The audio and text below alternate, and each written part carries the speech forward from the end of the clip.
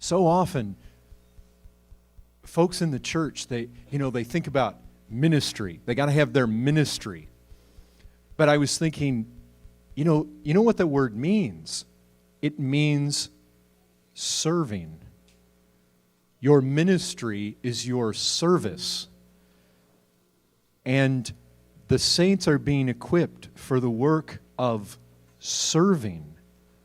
That's really what it is. Sometimes we get this idea about this official capacity of the ministry. I need a ministry. It's kind of like this thing that is mine that everybody recognizes that I have, where I, go out and do my thing. But that's the idea is, just like David was hitting on, the very last words that he said, serving God and serving one another. And that's what it's about. Just what ways can I serve and give my life for the others? And I was thinking about that text as he was talking in Hebrews that we looked at some time ago about not forsaking the assembly. Because you know what happens when you don't come here? You rob others. Because if God has brought you into a vital member with this body, it's like if you get up in the morning and you head out on the street and you go to jump in your car and take off and do your thing, and your left arm just decided, I don't want to be here today. Which is exactly, he's talking about a body and the members. And if you have all these arms or if you have all this, but you know what? If your left arm just says, well, I'm not going to go today, the whole body is hurt by it.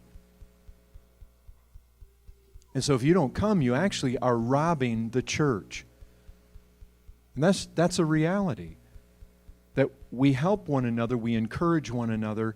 I was talking to one of the brothers just recently, and he was saying something about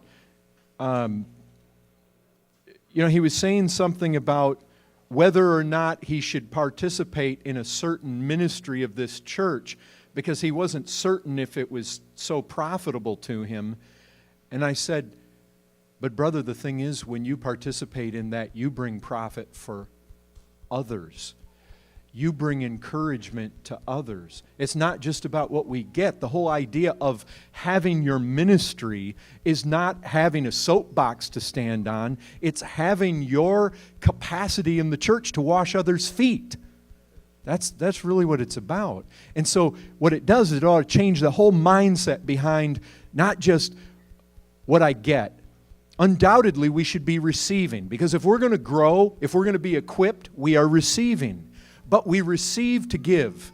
That's what the Christian life is all about. We are channels. Grace comes in so that it might flow out. That's how the body builds itself up in love.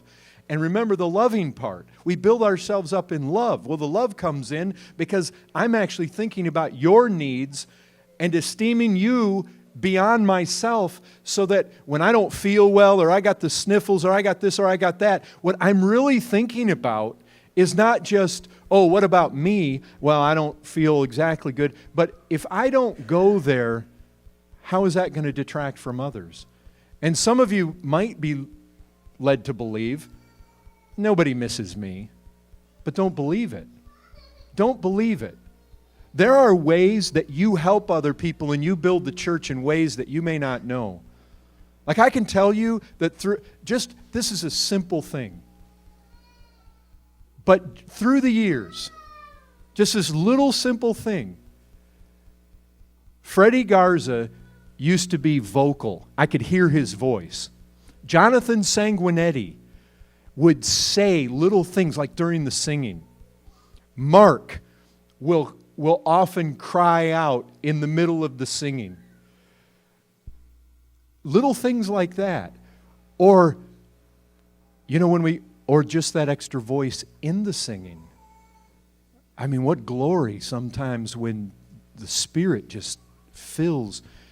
How encouraging it is when a brother who has labored to teach a Sunday school comes into the pulpit and he sees the room full.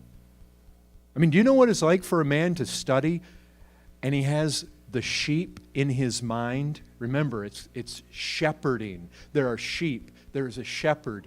You get one of these guys, and he's been thinking about you, and he comes and he stands in the pulpit, and you aren't here because you decided to sleep in that day. Whereas if you were here, not only would you get what he has to give, you would give to him something, and it would be encouragement. There's just so many ways that we help one another that you may not recognize. You just think on those things. Serving.